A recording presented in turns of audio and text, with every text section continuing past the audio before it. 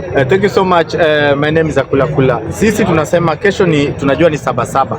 Na hii ndio sasa ile siku ambayo Orengo alikuwa anafaa kukuja kutetea watu rika yake. Watu ambao walipigana na yeye.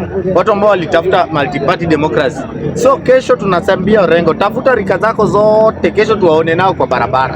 The young people are tired of shedding blood. Sisi hatuta shed blood tena. Nyinyi mnakuja kutuweka na agenda zenye haziko, ati vijana wako hawana kazi. Mtu ambaye anakutuma kuambia vijana ati hawana kazi, siku yake aliweka vijana kufagia kwa barabara. The only thing yenye tulikuwa nayo ni ati kazi mtaani, tunaenda kufagia barabara unapata 6,000. Sasa hii William Samoei Ruto ameweka watu wanajenga affordable housing. Ameweka watu wanafanya pale kwa nini inaitwaje?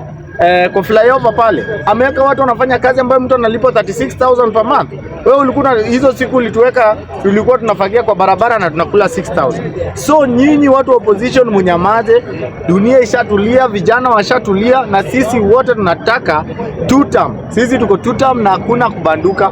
Na after hiyo two term, kitu ambayo nataka kuambia, ikifika 2028 tutaangalia kama hizi project itakuwa ni haina time ya kumalizwa, tutaconsider kupatia the president another term na tutachange kwa katiba. Si katiba imekubaliwa kuchangiwa.